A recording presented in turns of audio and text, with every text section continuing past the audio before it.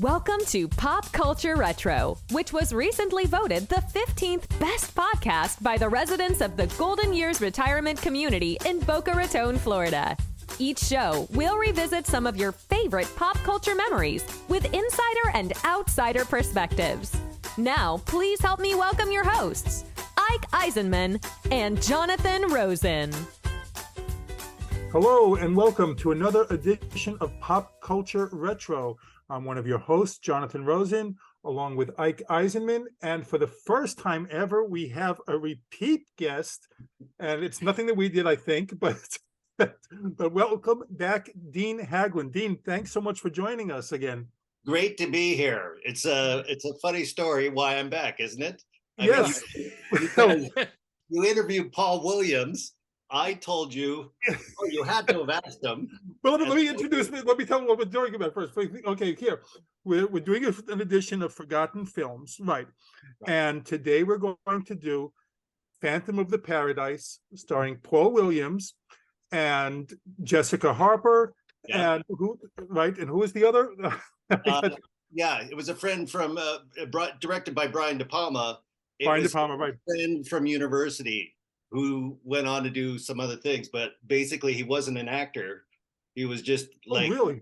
Yeah. He wasn't in the acting program at the university. He was in some other program, but then he got cast as Winslow Leach, the Phantom. And like you were just starting to say, when you were on, you criticized us for Paul Williams was on for not mentioning Phantom of the Paradise, and we had only so much time. And the funny thing is, I'm going to take it to you in a second, but the funny thing is, we just interviewed Radimus Pera from Kung Fu. And he is such a big fan of this movie as well. Is he? Yes. Yeah, it was like, wow, that came out of nowhere. But I'm telling you, it's got a cult following. I take it you guys have watched it for the preparation of this episode. 100%, absolutely. Yeah, I mean, I couldn't participate if I hadn't consumed it. There's just no way. My question is, did you watch it twice? I did not have time to watch it twice, but I'm going to comment about that in a minute. So here's what I'm going to do. What really generated the idea for the show was, yes, when you brought it up in our interview with you, and then you went on so effusively and passionately in your synopsis and your reaction to it. And when I was cutting your show, I said, this isn't about him. I can't leave all this material in here. And I thought, but man, what a great idea. We should do that, do our Forgotten Films episode and bring you back on if you wanted to tell more stories about it, which can't wait to hear. Yeah. So what I'm going to say is right now, you don't have to do your synopsis again. I still have that video. Oh, you do? Okay. And I'm going to cut it in literally right now. The major cultural touchstone from a kid from Winnipeg was this movie called Phantom of the Paradise, a story about, and he was in it. He was acting in it. So he played Swan, who was this record mogul who had sold his soul to the devil to stay young forever. And he was opening his brand new rock opera showcase house called the Paradise. And he wanted this young man who was singing in the audition room down in the lobby. He goes, that guy there, he's going to write all the music for my opening opus. And then they make him go, and he steals all his music and then puts drugs on him, and he's framed and sent to Sing Sing, where they pull out his teeth and put all these silver teeth in. And he has to press albums in the Sing Sing prison of his music that Swan, Paul Williams, has stolen from him. Enraged, he runs, and his sleeve gets stuck in the record press, and his face gets stuck, and his own music is pressed on his face, and half blinded, he falls in the ocean and crawls back to the Paradise, where Swan recognizes him and gives him a chrome bird-like mask, and some reason finds a perfectly fitted leather bodysuit. And then because his vocal cords are all destroyed, he gets an electronic voice box that he can, and then he has this really cool voice, and he writes the rest of the music and he falls in love with an actress who has to sing his songs. No one else can sing my songs or they die. And sure enough, someone else sings the songs, and he throws a neon lightning bolt and kills Beef right on the opening night. And oh, he's electrocuted, and the crowd goes wild. And then he, it goes on from there. It's okay. Boom. Now I'm exhausted just hearing that. Now, I don't think I could do a synopsis that extensive on Escape to Witch Mountain. I mean, my God. Yeah. So I also have the original soundtrack album. This is purchased. That's amazing to me that you have that. Yeah. Not only I, but 50,000 other Winnipeggers also have this same album. I was reading that. which made it a gold album. That's how popular. So not only was the movie a hit for 2.5 years, sold out, the album itself went to gold record status in Canada at 50,000. And Paul Williams then came to Winnipeg and performed 2 nights at a sold out at the Playhouse Theater, doing the songs from Phantom of the Paradise. The only city. I thought he was on tour, promoting the movie. Apparently he just got on a plane, came straight to Winnipeg and did that because the movie blew up in Winnipeg in the 70s like no other movie. To my mind, the biggest movies of my childhood, Star Wars, E.T., Phantom of the Paradise, like the Holy Trinity. The Holy Trinity of epic cinema. Right. Well, when the film came out, of course, that was 74. So I'm 12 years old, and I'm looking at the posters and the trailers and all of that, and I just said, I can't go. This is just too stupid. I can't do this. I can't do it. And it wasn't that I was not a fan of musicals, because I was a huge fan of Jesus Christ Superstar and Fiddler on the Roof, and I, in doing my research for this, I had to look and see there was a huge number of musicals that came out at that time. But this was such an oddball, weird thing, and I had no interest in it, so I did not go see it in the theaters. The first time I ever saw it was this weekend, period. And so there you have it. But I'm first of all I think I'm gonna shock Jonathan to death, because I'm gonna say I like this movie. Oh, you did? I like this movie. And I completely understand. You made a very serious point about saying you have to watch it at least twice. I didn't get a chance to do that, but I can't get it out of my head. And I'm thinking the more you see it, the more you can fall in with the campiness of it. And I redubbed it not a rock opera, but a rock soap opera, for sure. In a way, because it's just so everything is over the top. So much of it is poorly done, but so much of it is so well done that it kind of has this balance of conscious, I don't know, I'm not even quite sure how to qualify it. I'm sure you're better qualified to say something, but I thought a lot of the filmmaking techniques were great. That odd split screen thing with those 2 long shots where the bomb is being placed behind the juicy fruits in the South. And I thought, and you follow all of that. Yeah, that's some really clever stuff.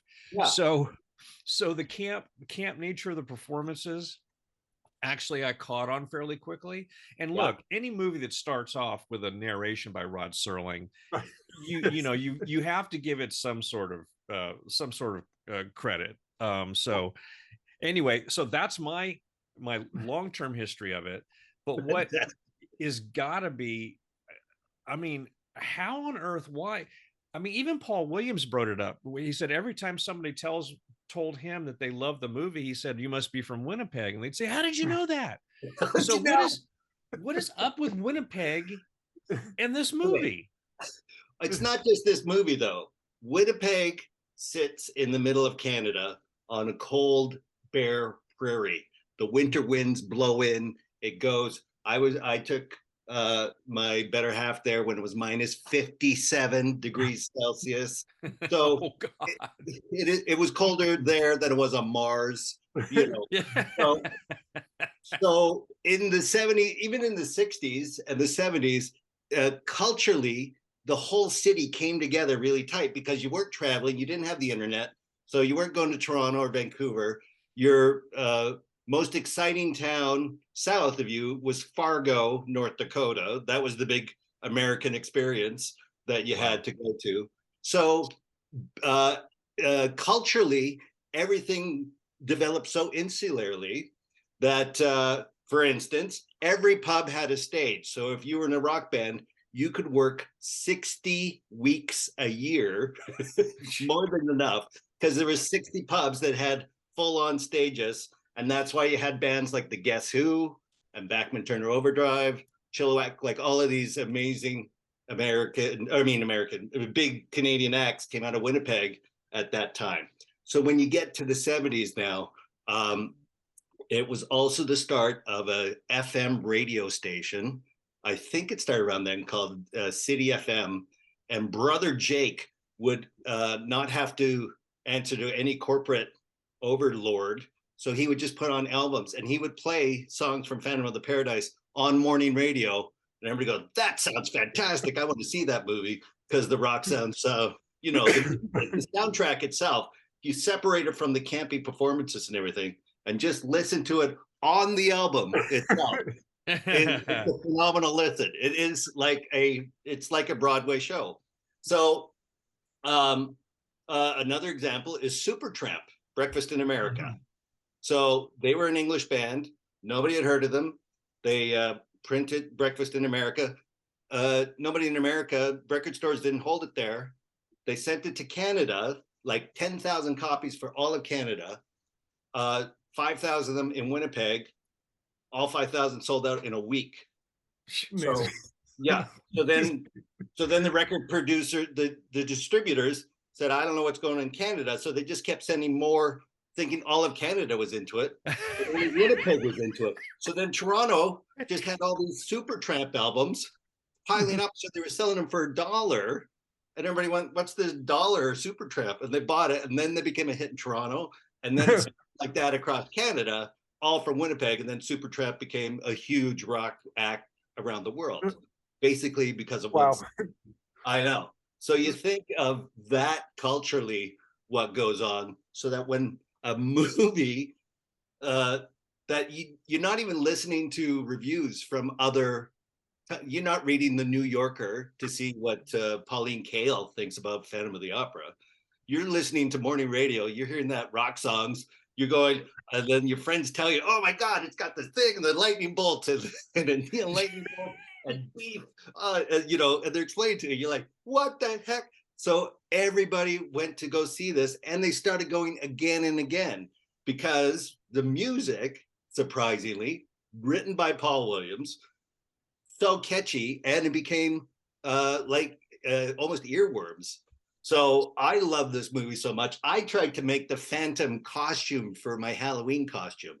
I was taking like containers and like plastic, like paper mache, to try and make the weird mask that he had put on there. Yes. Yeah. I was trying to make that mask, and then I was trying to find, where can I get for a 12-year-old a leather one-piece jumpsuit, the tight black leather thing, and then a cardboard box with lights that would light up for my vocoder thing, because he got it pressed in the record press of his own music. The irony. Oh, the irony. Well, that's interesting, because I think Jesus Christ Superstar kind of, that was how they promoted the movie. I think, if I'm correct, was with the album first, to get people to behind the music. Yep. And then they released the film, so it already had a following. So there was a similar dynamic that happened there for Phantom of the Paradise. That's absolutely fascinating. I know. And for me, and I think there's still people, who never left Winnipeg, who still think, oh yeah, that was a big hit around the world. But when I moved when you move to LA and you go, trying to ring cultural similarities, everybody's like, what the heck is Phantom of the Paradise? I've never heard of that. Yeah. When you were a kid, you went to Phantom of the Paradise. You tried to make the outfit for Halloween. Didn't everybody do that? And apparently not. So So yeah, and now because of the internet, everything culturally we're a little more ubiquitous. So Winnipeg still has pockets of things like that. They still have a lot of live performance venues and stuff, but it wasn't anything like it was pre-travel, pre-internet. I will say that looking at the reviews on other places, like Rotten Tomatoes, it has an 86% approval. IMDb gives it seven stars out of 10, their average recommendation. And I was shocked seeing these. I'm not going to say that I hate it, because I didn't hate it. And this is the second time I saw it. I saw it many, many years ago. Oh, so did? This is the first time that I've seen it 30 years, maybe. So I thought it was, to me, like I said, I did not think it was a great movie. It was schlocky, but I will say I could not turn away. And it was, again, I was like, what's going to happen next again? And I like I said, it's been 30 years, so I didn't remember and I could not turn away from the screen. I kept wanting to see what would happen next in this thing. Because it's so, every turn is like, oh, you didn't see that coming. It's logical. They're like, script-wise, it all holds together. Schlocky or not, or acting performances uneven, shall we say? Some are uneven. But yeah, every beat has a new surprise to it, and you're like, and this is Brian De Palma. This is one of his. Right. It's amazing. Yeah. Major director. And I saw the interview with him, and he talked about it, and he said the reason it didn't do well anywhere else is because they didn't do E&O insurance, errors and omissions. So they were sued by Phantom of the Opera, right?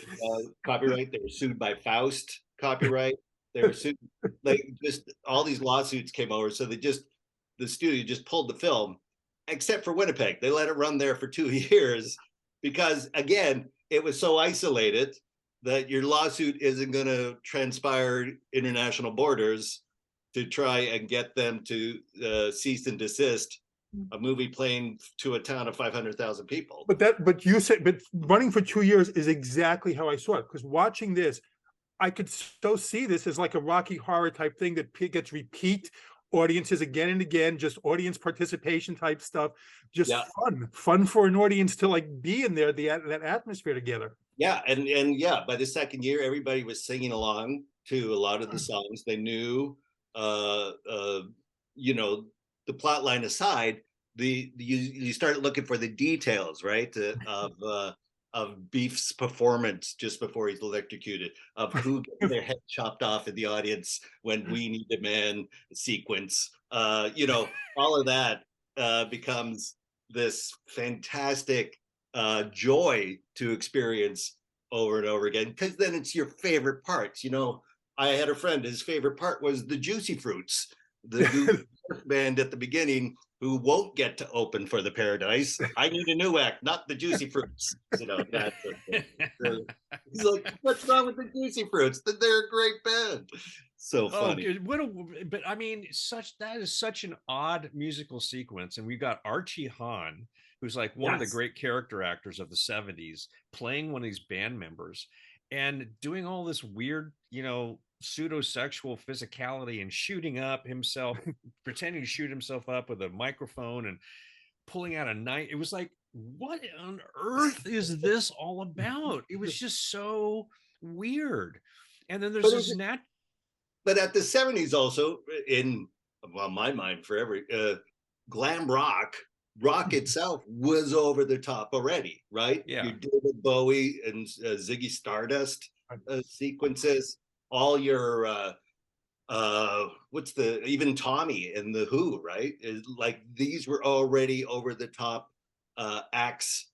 You know, you didn't have Def Leppard in the spinning drum cage yet, but that was coming. You could see it its progression. So but, I mean, they're performing like this doo-wop song. I mean, it's like, you know, and that's the wrong term. I'm not very musically inclined, but they're performing this like this whole other type of music, and yet acting it out on stage in such a, it was just so odd. Well, seeing them, I thought, is that Sha Na Na? And then I looked. Yeah, isn't it funny? I did too. Right, and it was they were considered for this afterwards. When I read the notes afterwards in the movie, they had been considered, and De Palma didn't like them, so he got Yes, they were too goofy. right. So Yeah, right. that's- Yeah, jeez. Sean and I couldn't cut it to get into this movie. So, And yet they played at Woodstock. right. The irony. Yeah. Oh my God. Oh my God. I will say I was absolutely transfixed, and I'm not even kidding you this, on Jessica Harper's performance. I thought she was amazing in this, and she seemed at times like she was in another movie, like acting like she was acting for another movie. I thought she was really good in this movie, and she like stood out because everyone else was like so campy, and she was like a serious, taking things Playing it seriously. real, grounded in the reality, Right. actually falling in love with Swan, like all of it. And the tragedy at the end of recognizing Winslow when his mask is off, but he's burning to death because he's sold to Satan. Yeah, when you see that on stage. And I remember I recognized her, and I started looking her up, and I said, "That's right." I knew her from Love and Death, from like all the Steve Martin movies, the Pennies from Heaven, Pigs. Wow. I thought she was great. You know where she ended up? She married one of the senior Fox executives who, as a teenager, thought she was the most beautiful woman he had ever seen when he saw Phantom of the Paradise. So that's why FX shows Phantom of the Paradise like 2 times a year, so Jessica can keep her SAG health care. I didn't realize it. Wow. Okay. All I'm thinking is, I got to get her on the podcast. I got to contact her to get her on. Contact her. Yeah. I don't know if she took her husband's name. I forget. He was he was up there in Fox 20th Century Television. So he was a senior executive pulling down 6 figures, the whole thing. And he would often introduce Phantom of the Paradise on FX and then bring Jessica out. And here's my wife. Amazing. And it'd be like, oh my God, that's so fantastic. So great. So, he's seen it and watched it a bunch of times because his brother apparently was going to acting school with Jessica and said, "Oh, I can introduce you. I know her. She's in my acting." God. Well, that I didn't read either. That's amazing. I know, such a small town. So I saw something. I don't know if you read all the people who auditioned for this. No, I hadn't heard. Who were 2 people considered for her role: Sissy Spacek and Linda Ronstadt. Wow, right? And Sissy Spacek didn't get it, but she was assistant set decorator, right? Her husband was the set deck guy. Yeah. So she was talking to Brian De Palma all the time, hanging out. And then when he goes, who are we going to get for a young Loretta Lynn for Coal Miner's Daughter that I'm directing? Oh, hey, what about that set deck assistant? Like, I don't know. Is that Brian De Palma's thing, just to get like people in the neighborhood to be in the movie? If I'm not mistaken, she met her husband Jack Fisk at AFI, and they actually worked on Eraserhead. Oh, yes. I think that's kind of where the origin of that relationship came from, and then Jack Fisk became, went on with his career after getting, getting some attention for that. So yeah, it is. It is such a weird and strange business, Yeah. Oh, for sure. So So the other, what was the other weird thing about this movie, other than we all sang it? Oh, I know. In the 3rd grade at talent contest, we were gonna lip sync to a song from the album, right? And I think we were gonna do Somebody Super Like Me, the Beef Construction song. Yeah. But I wanted us to be like this total goth glam rock band. So we're all in 3rd grade, mind you. So I talked my friends into taking my sister's black lipstick and just giving us black eye holes like skulls. And then I somehow talked my sister, because in my mind the band was going to be called, because it was Death Records, that was his Paul Williams record company. It's called Death Records. So we were going to be called Death Machine, like we signed with Death Records. So I had my sister take my little tiny little jean jacket and sew on in red letters, Death. But she couldn't fit machine. So Next year and a half, I had a tiny jean jacket out in the small town of Manitoba with death written across the back of it, like I'm some sort of gang member. And it was like, oh my, Mrs. Burek was just wanted to throw that jacket in the garbage. She couldn't do anything. So yeah, so we lip synced to that song with Death Machine, and I had a death jean jacket on in the 3rd grade. Think of it. Oh wow. Wow. Yeah. That's That's fantastic. how much I know. When I think about how much this movie influenced me, and you know, Daft we- Punk too. They said they based their style on this movie. yeah, oh yeah, I know. And we were in a punk band too, and I suggested, hey man, we should do like a really fast cover of you know, Roll on Thunder, Shine on Lightning, the end one that Paul Williams does, but do it really fast. What is it for? Roll on Thunder, shine on lightning. That would have been awesome. That really would have been awesome. Would have been awesome, right? Yes. Yeah. So I think we rehearsed it once and abandoned it, but you know, but that was the thing. Winnipeg had so many bands. Everybody took music lessons. Everybody knew how to play. I played drums, and I was in one band after another, either progressive rock or Moog synthesizer, and then into punk bands and stuff like that. And we played every weekend, and we were terrible. That's the thing about Winnipeg. There's so many places there were so many places to play and go live and make money as a musician. So when you saw this, and you're like, oh my God, we could take this element and, you know, tease aside the music, the bands, the different band styles, and the cross mixing, like you said, you know, it's like a doo-wop band with goth overtones. Like, who would have thought that mesh would work? And here everybody in Winnipeg's going, say, that's not a bad idea. Can we get that to work? So, you know, it again, it's a magical mix of movie, the city itself, the culture, and the times. Well, Well, I mean, I have just- a bunch of like trivia notes. Because like, if you, Oh, yeah. No, you trivia notes, go for it. Because yeah, I here's- know the trivia answers. I not questions. I just notes that I wrote down while researching this here too. Some of the things, like they said originally, Swan was called Spectre based on Phil Spector. They changed the name. That's what, like Swans. They wanted to use Swan Song Enterprises. Couldn't use it because of the Led Zeppelin Led label. Zeppelin already had that as a Right. trademark. Yeah. Here's one funny Easter egg. They said on Phoenix's Mirror after the concert, there's a magazine ad with the headline, "I'm a Harper's freak," because Phoenix was played by Jessica Harper. Let's see here. What else? John Voight was considered for Swan. Studio wanted Peter Boyle as Beef, but he was, doing something else at the time. And I'm wondering if it was young Frankenstein, I Frankenstein. think. Right, Yeah. that's what I'm wondering. Same time. Right. Totally. Let's see. A novelization of the movie was done, which I can't even imagine the novelization could come out of this movie. No, but I actually bought it, and There we go.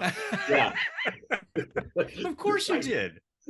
yes, I did, and it was one of those that just read like word for word and described the scene for scene, so they didn't actually expand on it or anything. Basically, a guy just watched the movie and is like, a rock musician goes to a door. He says this, and then put that artwork on it, and it sold tons. I went and bought it $6.95. Well, here's one that I fucking will relate to, and I'm sure you probably will at some point as well. They said, because I told the story that in Return to Witch Mountain, they had assured him that something was safe. And, when he was doing it, they said, here, William Finley, who played Winslow, said in the pressing plant scene, they assured him that it would be totally safe, for that it was fitted with foam and chocks put in the center to stop it from closing. So, of course, as the machine was so powerful, it crushed the chocks and kept going. And he got his head out in time. But the scream you heard in this movie was the real one that he was panicked with, because of the time. Yeah. The crew members had to yank him out, right? Because Right, that's it. because his sleeve is supposed to be caught on the switch that starts the record press. And he said, he couldn't the body couldn't move out. So somebody had to actually grab him and pull him out in time. It's amazing to be Or like that the would have been producer. crushed. It's fine. It's fine. Go ahead. Yeah, you don't worry about it. Oh, I you know. hear that? Well, Dean, you know this as well. You hear that so much. No, it's completely safe. We got this all taken care of. But I mean, I read that anecdote and I cringed. I had to stop, and I couldn't get it literally or figuratively out of my head that he would even consider sticking his head in that thing, because I assumed that the close-up was a prop and not Yeah. the actual machine. And I certainly wouldn't have stuck my head in there. I mean, I just wouldn't. I mean, so But that if is you're such a sure, terrifying yeah, thing. yeah, I know. But see, your stunt guys and your prop guys assure you of all sorts of things. Yeah. Or one time I nearly got stabbed to death on on the Lone Gunman, the spinoff of the X-Files, because it was a scene where the tango episode, and Zuleika Robinson, who plays Eva Del Harlow, our nemesis in this sequence, fantasy sequence, has a knife, and she's supposed to stab me in the back in a dark alley on a Vancouver rainy night. And the stunt guy goes, "Oh, do you want back scallops?" I go, "What are those?" "Oh, it's a plastic back scallop thing, so that when you fall on the concrete, it protects your back. It's just kind of a thing." And it was cold and it was wet. And he went, "You know what? Yeah, I will wear that, sure." And I strapped this thing on. And then we've been doing sequences over and over with a knife that's, spraying back. And then I go do touch-ups with hair and makeup, and I'm just off camera. And I didn't hear Zuleika, "We're going to give you the real knife that glints in the light," so that we went to the glint, but it's the real knife. And she was, distracted because her hair and makeup were being done. And it was just a close-up of the knife. But nobody told us what camera angle they were going. I wasn't listening. She wasn't quite listening. So they yell action, and I quickly jump back into my position, and she stabs me, and it goes into the scallops, and it doesn't spring back, and she freaks out and lets go. But if I didn't have the scallops, it would have just inserted in my kidneys. But luckily, it stuck in between the two scallops of the back brace, and that's about as close. Like you said, accidents happen. Everybody has to, listen. But nobody thought, "Oh, I'm going to jump in and be in that scene," because it didn't need me. It was just a close up of the night glinting. But I thought, "Oh, they're doing the scene again. I better get in there," and nearly got myself killed. Oh, So, geez. Well, I can't. Mine's not as scary as yours, but I'm going to tell it anyway. I played a very fun character in, if you remember the miniseries, The Bastard, in yes, the 70s with Andrew Stevens, amongst many other people. So I got to play the Marquis de Lafayette, who teaches Andrew Stevens how to fence. So we actually had a fencing sequence. oh, And I'd spent 4 days learning the routine, learning how to do everything properly. He'd spent his own time. We never actually got to rehearse together. So the first time he and I do this routine, where it's like on set, and where we don't even do a rehearsal. They just said, "Let's shoot the rehearsal in case it works." And I thought, this is great, absolutely cool. perfect. So we both had our foils, blunt-ended foils, and both of our characters had on what looked like protective padding that you would wear in a situation like this. And because I was teaching him, he was supposed to be tapping me with his sword. Yeah. And adrenaline pumps, it gets a little bit too crazy, and boom, he just once rammed it right into my chest right here. It went through the padding. Wow. And I thought, okay, that's not supposed to happen. And of course, we went ahead and finished the whole take, because I thought, I'm not going to call cut now. And we finished the whole scene, got it perfectly. They shot it with 3 cameras in one take. And then I said, "I think I'm going to need first aid over here," because I was bleeding. And it turned out the protective chest plate wasn't actually protective. It was made by the wardrobe department just to look good. It wasn't. It had absolutely nothing of any density to it whatsoever. So that foil went right through and right into my chest right here. Yeah, yeah. It wasn't bad. It was not bad, because thank goodness, he stopped. But at the moment, it was just that sting, and was like, okay, that could have been really bad. It had been somewhere else. and so many times, even as actors, we turn around and say, "Oh no, I'll do it. Yeah, I want to do it. I got to do it." Right? And you don't think it through necessarily. But And not to man, be just dip our toe into controversial, but Alec Baldwin on Rust, right? I mean, I don't know what happened. People died. Somebody gave him a gun with a real bullet in it. You know, who's responsible? That's a big thing for the courts. At the same time, you know, as an actor, you got a lot of things going on. You can't just go, oh, does this work? I don't know, you know, and then like check it and stuff like that. You know, you got to be in you got to have the team around you to build that trust, right? So, but like on Phantom of the Paradise, you're told, oh no, it'll stop the chalk and this is foam rubber. And oh, by the way, the hydraulics are so powerful, it's going to kill. Oh God, that's just so. It's just so. It's just so terrifying. So terrifying. Well, I just have to comment because I think that's the best the best random pull of a prop I've ever seen. That you happen to have is it a squirt gun or what? I don't even know what that is, but I love the fact that you own it and it was right there. And not only that, this is not my office. This is my better half. She's an accountant. I'm not sure why she has a water gun. Hiding. That was fantastic. That was fantastic. But just to talk a little bit about the campiness of the movie, because you know, I had to obviously look up these dates to figure out the proximity of all these different movies, and you've got Jesus Christ Superstar, which of course is not in that style whatsoever, coming out a year before. Rosen, who is Canadian. So but then you've got Rocky Horror Picture Show that comes out in '75, and it very much played the camp it seemed like a very conscious way. Right. So I wondered, has De Palma ever discussed the nature of Phantom of the Paradise? Was he going for that, or did he end up with that? Because sometimes you just can't tell if a movie has a questionable kind of tone to it, whether or not that was the actual intention, if he intended it to be campy or it just came off that way. And okay, so you know, De Palma made some good movies, but there are some that you see that don't hold up well. I'm thinking of that. What he did Mission Impossible, didn't he? I'm trying to think. Anyway, there's one action movie, big budget action movie, and basically there's a lot of sequences without the action that come across pretty cheesy as the case. So from the interviews I saw him talk about it, I think he was trying to make a serious rock opera. I agree with that. And then these camp elements came in either through performance or by necessity of editing, right?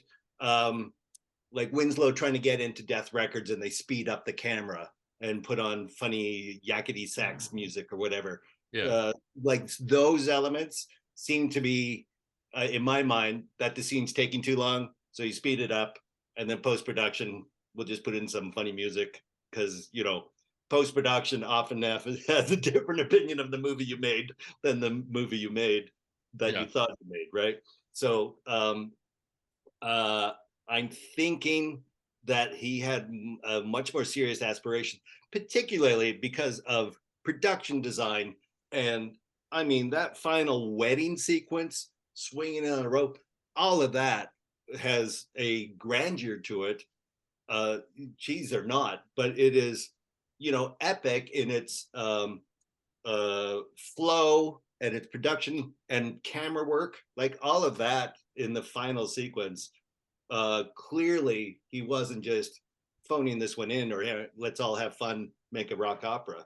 There was full on Phantom of the Opera, Faustian gravitas that he was looking to get out of this thing. And from my perspective, and everybody in Winnipeg, it achieved it. That movie, if it was just written off as, oh, it can't be fun, no one would have kept going back. The fact that we all perceived it, an entire city, as being grounded in some sort of epic emotional truth that resonated with a town of 500,000 people in the middle of an ice cold prairie, attest to the fact that he was trying to do something that connected with one group of people. He did do Mission Impossible. I'm looking at it now. So so many other good ones. I mean, amazing his career.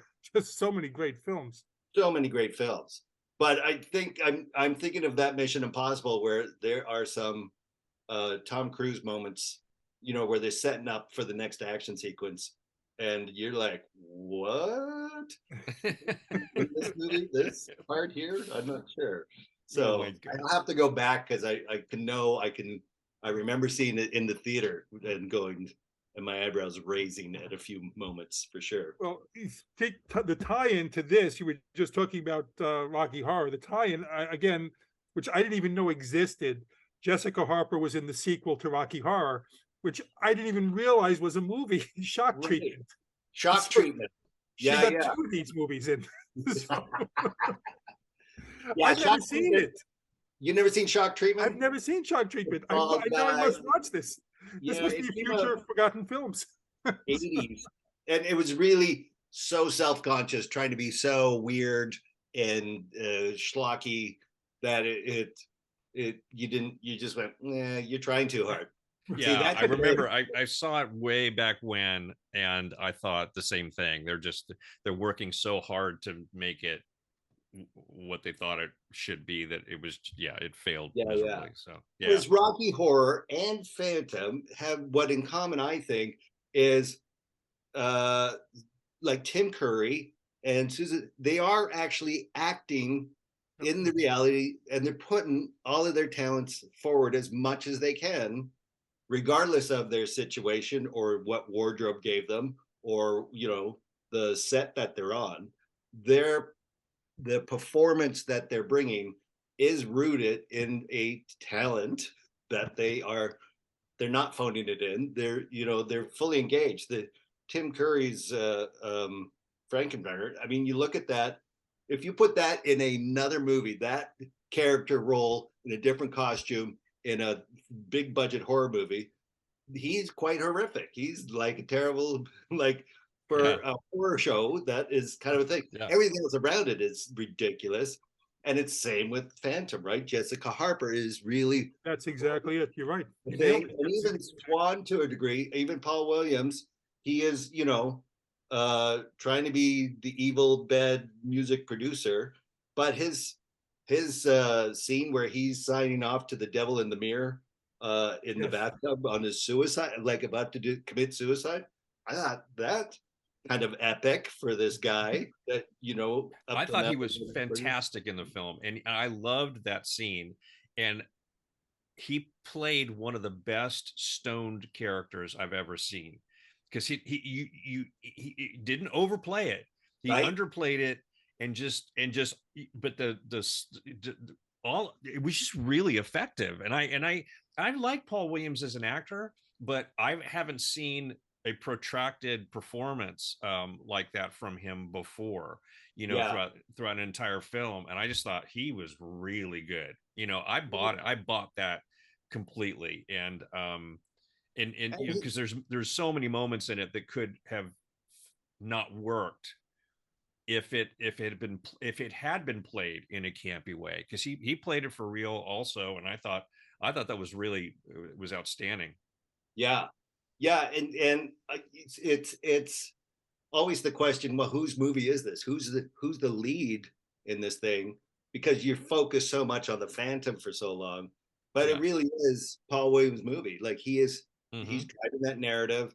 He's the emotional overtone, the marriage scene. You can't die when I die on the rooftop with the Phantom who stabs himself. He stabs himself when he sees Jessica Harper in bed with Swan and stabs himself. And he said, "You signed a contract. You don't die till I die." And the wound heals up. I mean, all of that is just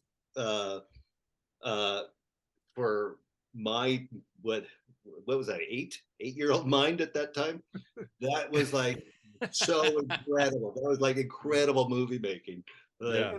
I have to ask, is it still that big phenomenon in Winnipeg now? Is it still?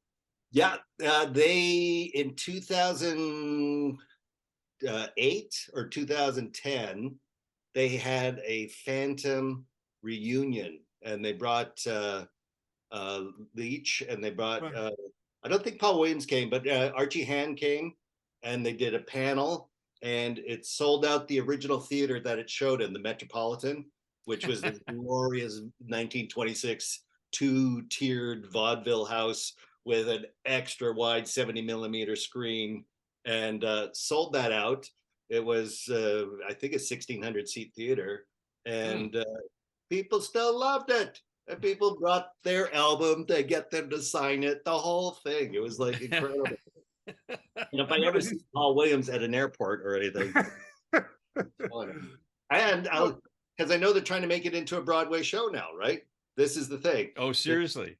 Yeah, but they're having trouble with where the act divide goes, and to my mind, the movie should start outside whatever theater is, because it's the Paradise, and then you got those greasy bouncers going, "Hey, you got tickets?" Like hassling the audience as they go in, and then probably have the Phantom outside screaming, "Anyone else who tries dies!" So you have the show start outside in 42nd Street or wherever theater you get Broadway, so that when you go in, you open with Beef and We Need a Man, and you probably exacerbate your opening of the Paradise. Then the lightning bolt, he fries, burns to death. Then the curtains come down. Then you start second act, which goes back in time to how the goddess press, and turned into the Phantom. I think the Broadway show just found its director. Paul Williams, if you're watching, okay, so then third act goes like. Well, it kills me because the Phantom character, I know when I saw the publicity stills or whatever, the images of that character fully formed is really a horrific thing with the silver teeth, the metal teeth, but I mean, he just goes to jail, in prison, and they just pretty much say, "We're doing dental experiments and you're all volunteers, and we're tearing all your teeth out and putting metal studs in for no apparent reason." I know they never follow up what the experiment was. No. What's it for? It's the most ludicrous setup I've ever seen to try to get a characteristic into a character. So he has all those metal teeth. So but the effect when he gets the mask on is so good. It's outstanding. I mean, it's outstanding. It's just this truly I just loved hideous his look when they told him about the teeth, by the way, just like, not even like screaming or like, yelling, just that's all that happened. Oh my God. You know what? This is funny. This is the first time I ever questioned that. Like, I never even thought about that in all the times I've watched this thing. It's like, of course. Well, that's the difference between starting out as an impressionable, intelligent youth experiencing this art, and then you just ingest it and it becomes a part of your consciousness, and you don't question those things. You don't question having just seen it day before yesterday, I went, "Oh, are you kidding me? This is how does he get the metal teeth?" Well, he just goes to jail and they tell him he's going through a dental experiment, and hey, there it is. But no one else had metal teeth in jail, just him. Well, that's right too. He was the only one for that experiment. Boy, okay, there's a hole in the plot that I never saw before. I love the beginning. All the beginning part is that doing all the things that you're taught never to do as a writer. Just like everything was exposition. Like, oh, remember that. Remember, this is the reason why things are happening. Was Rod Serling, of all things. Yeah, basically, it's jammed in all of this, which again is problematic for a Broadway show, right? How how are you jamming in all that exposition right off the top on a play? You wouldn't do that. You'd throw that in the second act to backstory the incredible pyrotechnics that you saw of the Beef burning to death from a neon lightning bolt being thrown at him. That stays. That's your Broadway Oh show. no, that's the best imagery in the whole movie, and I know they used that in the trailers and in the commercials, and I thought there was something about that that intrigued me, but there was enough that didn't intrigue me that I just couldn't go see the movie. I couldn't do it. Okay, but now I'm telling you, get the soundtrack and just play that in your car as you're driving around, and you will fall in love, and then you'll have to go see the movie again, because I think that's exactly what happened when 50,000 people bought the album, and then you played that and you went, wait, I don't remember how that song fits in the movie. So then you go back to see the movie just to see where that song, what part did that lump in? Oh, that's the love sequence. Oh yeah, okay. And then it's like, oh, this is really great use of music in a movie covering scenes that basically look like they're shot in a one night with like 3 cameras and you're out, sort of thing. So that was funny. Well, watching, I'm a huge Paul Williams fan, huge, and I was like, as it was going, I'm like, I kind of like this song. And I don't know if that was one of the Easter eggs. I don't know if you saw that part too, when he was tinkering around with the Phantom's voice. He was like, and he got to his own voicing. He said, "Oh, perfect." I loved that. I thought, oh, that's true. That's true vanity. As a deadly sin. So you're happy you saw it now, Ike? Are you happy? Yes, I am. Because I'll be honest with you, I never would have watched it. I never would have, and until Dean went on about it so much, and then I hear about this Winnipeg thing. It's like UFOs landed in Winnipeg, and I'm glad everyone got out who needed to get out, but it's like this fascinating isolated little area of the world that's got these stories attached to it, and I think it's incredible. I think it's incredible. Well, and I'm glad you do, because when I was in Sydney, I went on a Star Wars podcast that was quite popular. And I talked about this movie. I forget the Star Wars tie-in that I had, but I talked about this movie. And then Australian broadcast company, ABC, showed the movie because they listened to the podcast, I guess. And they showed the movie. And then I'm like, oh man, it's on just after I talk. What a coincidence. Are you getting royalties for every time it's shown because you're pushing Yeah, because I've been going around the world talking about this movie. And then everybody tweeted going, must be a Winnipeg thing. Yeah. I'm like, oh, watch it. Could you show it a second time, please? Just to air it again. Just because you're shocked by schlockiness the first time around, but the second time around, that magically fizzles away, and you're just left with epic music, acting, production design, story. It's like, pulling the teeth and making them silver. I'm good. I am 100% on board. Well, I gotta say, I will watch it again. Because awesome. I expected it to be out of my head. I took notes to help myself remember what I wanted to talk about. And I thought, I don't need the notes. I remember everything. It's like, so when it gets, for anyone out there who has avoided this film or does not, or has not seen it, you have to see it. If you're a cinephile in any way at all, you have to see this movie. It's yeah. And buy the album and try to find that paperback, which is the exact movie told. Yeah, I'm not pushing people that far, but that's okay. And as soon as we get off this podcast, I'm going to reach out to Jessica Harper. I'm just. Oh, hey! Side note: do you know who owns the original Phantom bird prop helmet? I got to hear this. No. Guillermo del Toro. Oh, wow, no, now that makes total sense. Yeah.